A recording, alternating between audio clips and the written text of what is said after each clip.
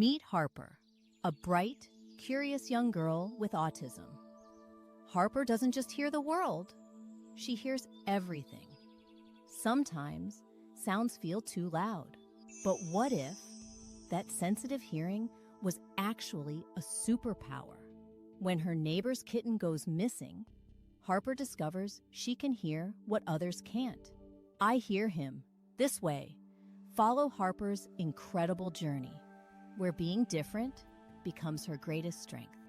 My Hearing is My Superpower, a heartwarming tale of courage, kindness, and celebrating what makes us unique.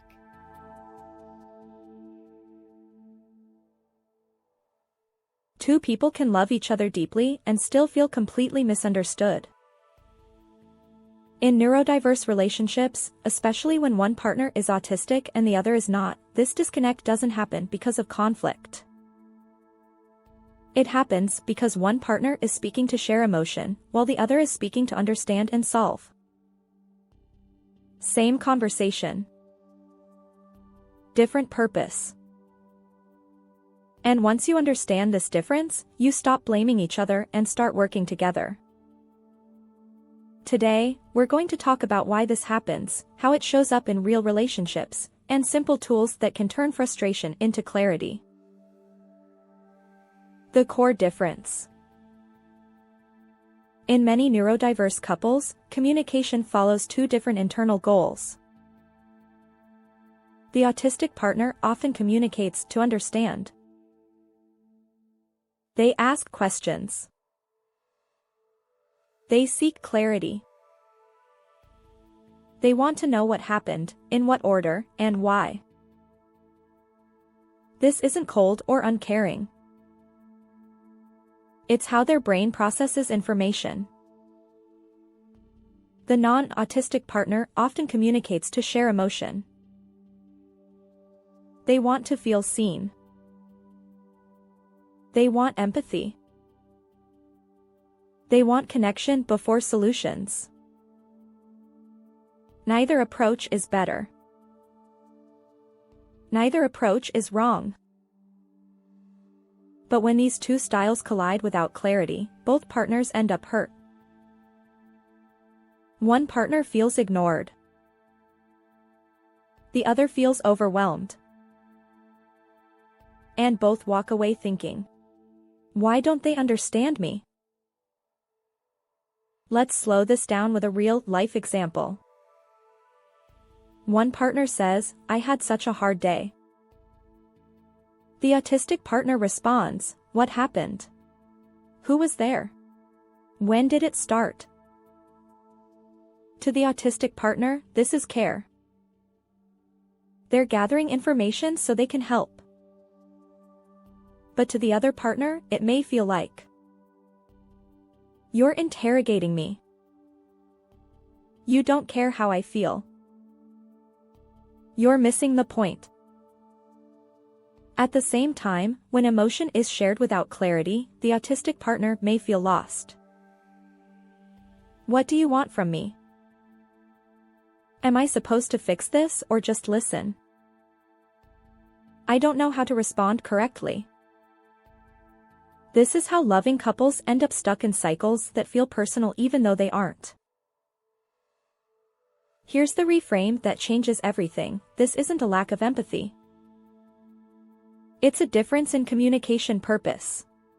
Many autistic people express care through problem solving. Many non-autistic people experience care through emotional presence. Both are valid expressions of love. The problem begins when neither partner knows what role they're supposed to play in the moment. That's where the first tool comes in. The pre-discussion tool. Before a serious conversation begins, pause and ask one question: what's the goal of this conversation? There are only two options. Are we sharing feelings? Or are we solving a problem? That's it. This small moment of clarity prevents hours of misunderstanding. If the goal is feelings, then the focus is listening and validation, emotional safety. If the goal is solutions, then the focus is planning, brainstorming, and problem solving.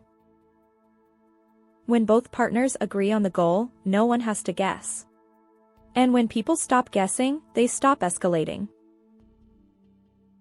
If this conversation feels familiar and you want more science-based tools for relationships, health, and communication, hit subscribe. This channel is about clarity, not blame. And you're in the right place. The time-bound conversation, 13:30 to 16:30. The second tool is structure. Agree on how long the conversation will last. For example, can we talk about this for 15 minutes? This matters more than most people realize. For autistic partners, open-ended emotional conversations can lead to sensory overload and burnout. For non-autistic partners, endless conversations can feel emotionally draining and unsafe. A time limit creates focus, emotional safety, trust that the conversation won't spiral. When time is up, you check in. You can always schedule another conversation later. This isn't avoidance. It's regulation. The three translation phrases, 16:30 to 2000 hours, these phrases act like bridges between two nervous systems. Phrase 1, are we doing feelings or solutions? This removes confusion instantly. Phrase 2, I care. I just need a moment to process. This reassures your partner while protecting your capacity. Phrase 3, that makes sense. I can see why you feel that way. Validation first. Strategy second. These phrases don't change who you are, they help your partner understand how to meet you where you are. The one-topic rule. Another powerful boundary is the one-topic rule. One conversation. One issue. Not the entire relationship. Not every past hurt. Just this moment. This keeps both partners from feeling attacked or overwhelmed. And allows actual progress to happen. You don't solve everything at once. You solve things one piece at a time. What this really means. Neurodiverse relationships don't struggle because they lack love. They struggle because one partner is trying to connect emotionally. The other is trying to understand logically, and both are doing it sincerely. When you add clarity, structure, and explicit communication, the relationship becomes safer, calmer, and more collaborative. This is not about changing your partner. It's about translating between two valid ways of experiencing the world. If this helped you, share to help others who may feel unseen or misunderstood. And subscribe for the future of medicine, neuroscience, and evidence-based conversations that support real people and real families. You're not broken. You're not alone. You're just learning how to speak the same language.